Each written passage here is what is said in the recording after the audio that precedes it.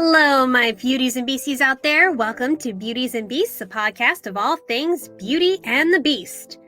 As much as we love our fairy and folk tales of our childhood, I think it's safe to say quite a lot of them are outdated in terms of values.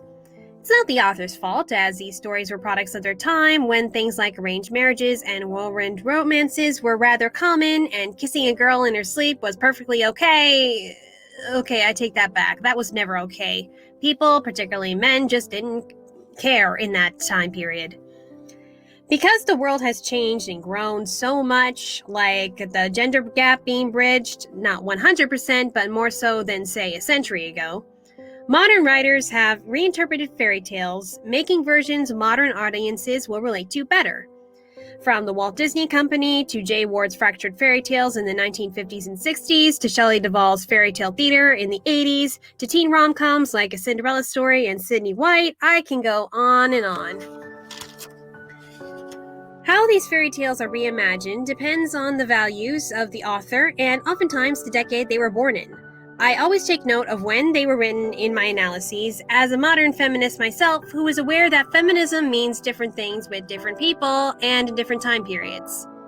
One such feminist was English author Angela Carter, who in 1979 published an anthology of modern fairy tales called The Bloody Chamber and Other Stories, adapting fairy tales like Bluebeard and Snow White, giving the heroines more agency and willpower, particularly when it comes to sexuality, which is going to be very interesting for a sex-repulsed asexual to be covering.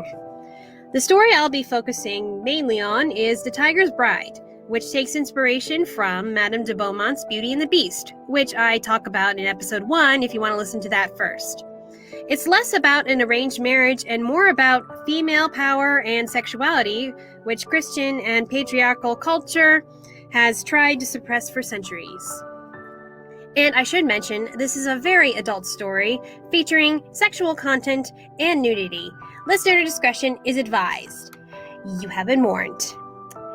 And now I'd like to thank my $5 plus patrons, Arvin Joshua Rocks 15, Bella PinkSavage, Cosmic Trail, and TyrannosaurusVenom. Thank you for your continuing support. And here's a round of applause for helping me out during this uncertain time. You too can support this podcast, and that's a delayed reaction time on the applause. Sorry for that.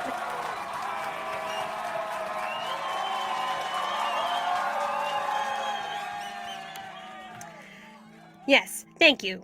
Thank you, fake audience. You too can support this podcast, gain early access to episodes and private streams and bonus episodes, including my mini-series on writing advice by becoming a patron today. Just click that Patreon button or follow the link to patron.podbean.com/beautiesandbeasts to view the different tiers and rewards and make your monthly pledge.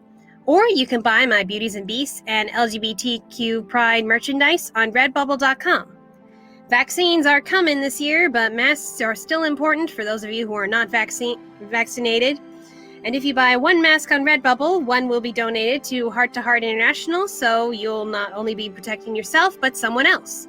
Just go to DisneyFanatic23.redbubble.com to see my designs and products available for sale. Aside from masks, I also got clothing, stickers, bags, mugs, and much, much more. So, The Tiger's Bride opens up with a killer hook of a line that tells you a lot about what you're getting into. My father lost me to the beast at cards. Right off the bat, you got the old story of a father giving his daughter off to a beastly character, not because he picks a rose out of love, but because of a gambling addiction. And, no woman or person, for that matter, likes being treated like an object that can be bartered with in something as trivial as a card game. At least the rose-picking dad had no idea what he was getting into. He was just picking a flower for his daughter. A bit more context, the female narrator, who is not given a name in the story, and her father are Russian immigrants because everyone knows Russia is a frozen wasteland, no matter what century you're in, currently living in Milan, Italy, but our heroine doesn't find it much better or any more politically stable. The Beast, also known as Milord, which isn't much better of a name, is a powerful landlord/mob boss who wears a mask and wig and all you can see of him is his yellow eyes, which I'm sure people would ask him to see a doctor for if they didn't find him so scary. Yet he offers our heroine a white rose, so rose symbolism is not gone entirely. His valet, who does all the talking, is in contrast described as a two-dimensional and kind of what you would expect from a manservant to look like. So, the dad loses the game, 3 aces to an ace, queen, and king. In fairness, the dad had a hard hand to beat. Not his fault the beast happened to have a one hand that could actually beat that. And the beast valet tells our heroine that they will return for her in the morning. Give her time to pack her bags, because, common courtesy and all that when you're selling your daughter off as a slave for who knows what. When the carriage arrives in the morning, it's full of white roses, and the dad asks the daughter for a rose to show that she forgives him. She deliberately pricks her finger on the thorn so that her father gets a rose smeared in blood. This beauty's a lot more vindictive than we're accustomed to, but if my dad had gambled me to a mob boss, I'd be angry too. She even closes the carriage windows so that she won't see her dad's farewell. Yep. Our girl wonders just what makes this beast beastly, as, regular guys don't usually go around wearing masks unless they have something to hide. Well, unless you're living in 2021, am I right?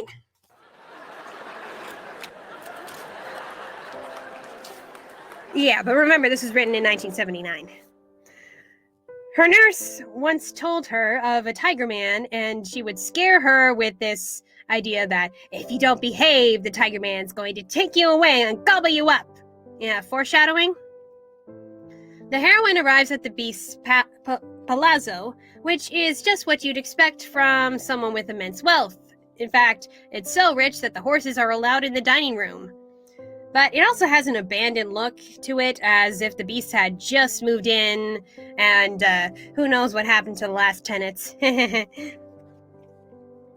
girl faces the beast, and the valet reluctantly relays the message that his master would like to see her unclothed, and only after will she be returned to her father undamaged, and with an added bonus of a sum he lost in gambling. Yeah, I mean, that request is... that request is just... and creepy in so many ways. But at least he's not coercing her into full-on sex. All the same, casual nudity is not something to be taken lightly. Surprisingly, our girl's reaction is not to scream or to protest. It is to laugh and say, "If you put me in a windowless room, I'll lift my skirts for you, but you will have a present for me and not my father." I, honestly don't know what she's trying to accomplish with this response. Scare him off? Show she won't be told what to do? Take control of the situation? I hope there are asexual people out there who will help me understand her reasoning behind this. Her response causes a tear to fall from the beast's eye and down his mask, and for the valet to laugh. The valet takes her then to a cell as per her request, and she threatens to hang herself with the bedsheets. And the valet says, "You won't do that. You're a woman of honor, aren't you?" She's then given a clockwork handmaiden in her image, because apparently nothing human lives in this palazzo. Foreshadowing much? Oh yeah, and she also gets a magic mirror so she can see her father, but she still resents her father, so she doesn't care if he is crying in her absence. The next day, the girl goes to the beast again, and the valet explains that the master desires to see the sight of a lady's skin that no other man has ever seen before.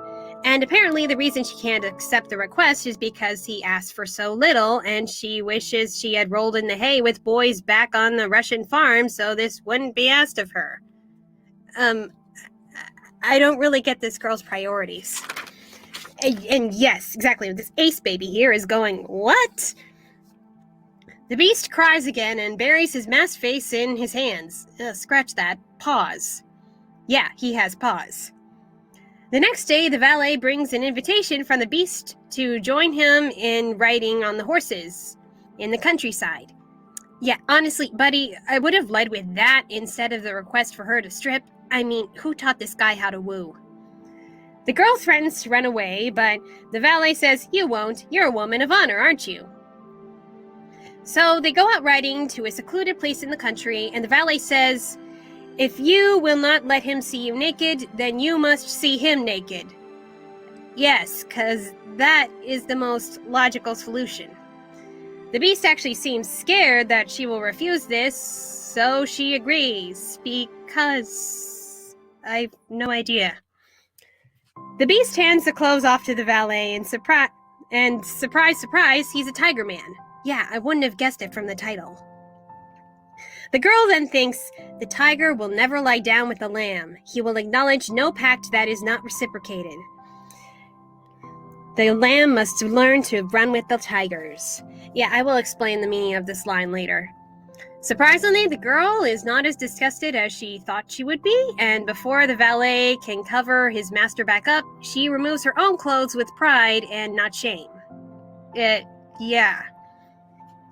When they get back to the house, the girl is brought not to a cell, but a lavish boudoir for the night.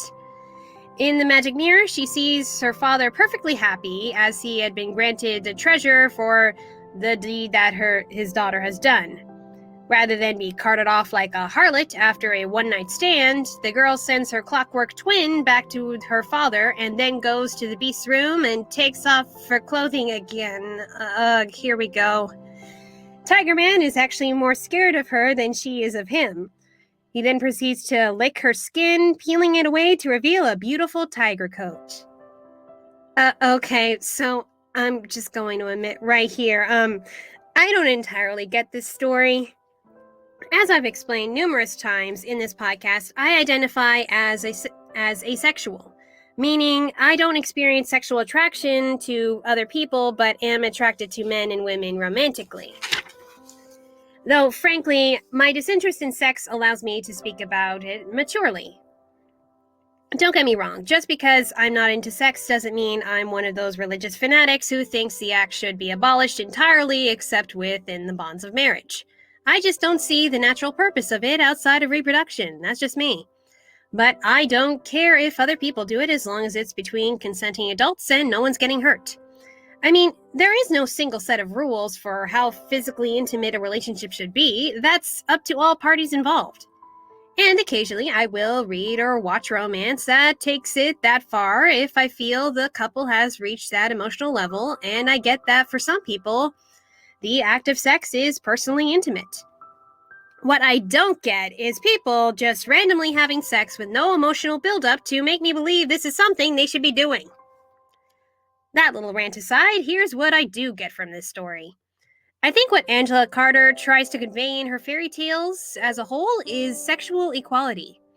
In the 1984 film The Company of Wolves, adapted from Carter's Red Riding Hood version, a line delivered by a character best summarized Carter's feminist motto: "If there's a beast in men, it meets its match for women too." By the 1970s, we're in what is called the second wave of feminism, when women fought for financial and social equality with men, like allowing women who were married to open their own bank accounts separate from their husbands, without needing their husband's permission.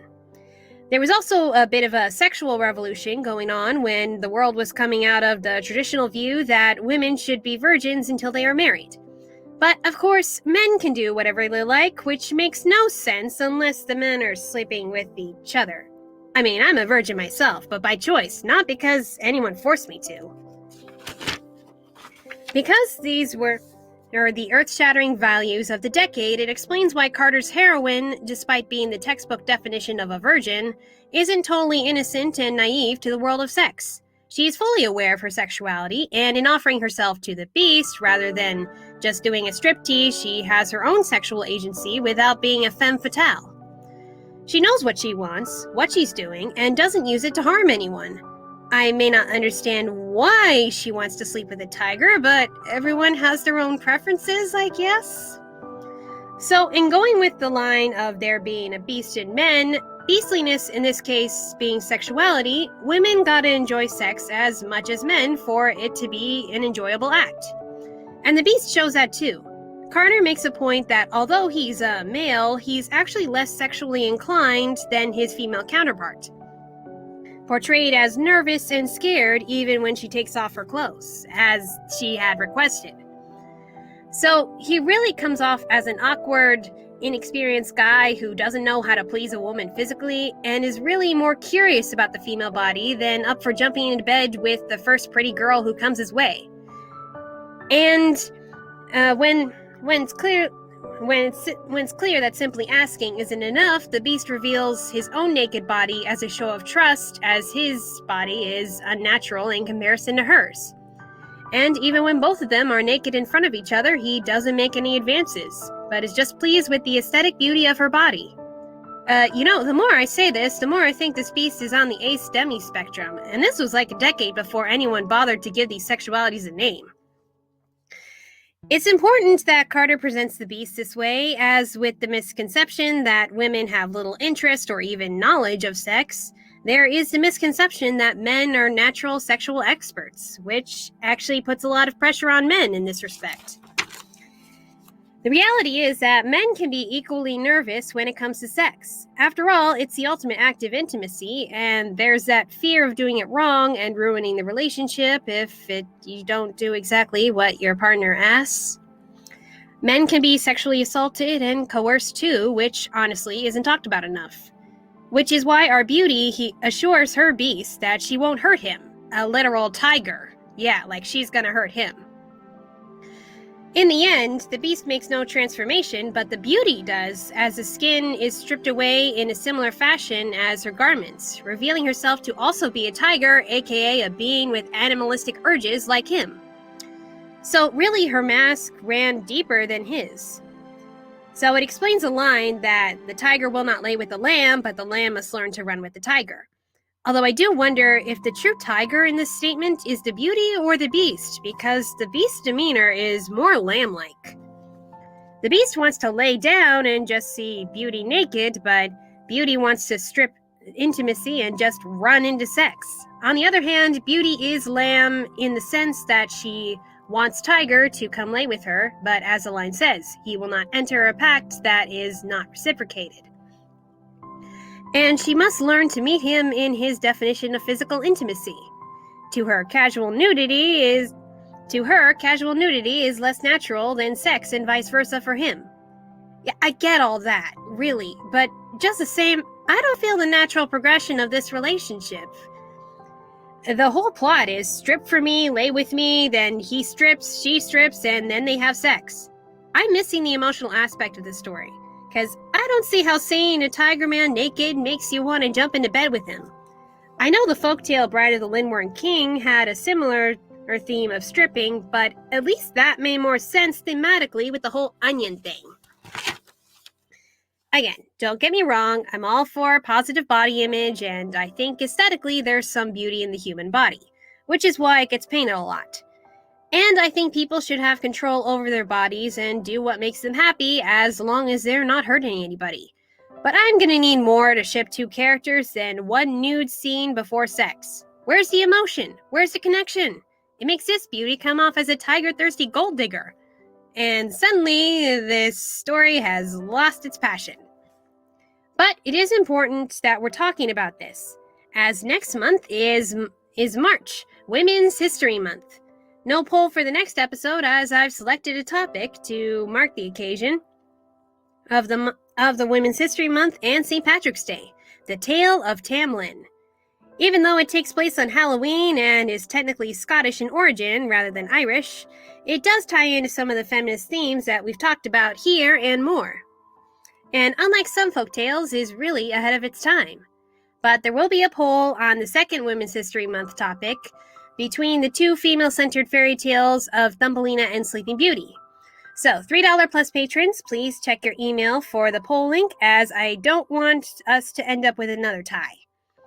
If you want to say in future episode topics, pledge at least $3 a month to access the polls, and check out my merchandise on Redbubble. Okay, so patrons of you who are listening live right now, I can see that you weren't very big on this topic here. I did give you a warning, But if you wanted to add your 2 cents, just send it in the chat right now. Now is the time. But mostly what I'm getting here is, ugh. Yeah, no kidding. Yeah, I think it's safe to say. Sorry. Yep, we needed one of those. Okay, so Bella PinkSavage says, so this whole time my brain was like, fax machine noises. Oh, you mean fax machine noises like this? Yep. Yeah, I agree with you, Bella. I actually had to read this for college, and that's why I read this in the first place, but it is worth talking about. Hey, Cosmic Trail says, first time I was quiet in this podcast. Yeah, I think I've triggered some of you. Sorry. I mean, the title should have indicated this was not going to be a very lighthearted topic.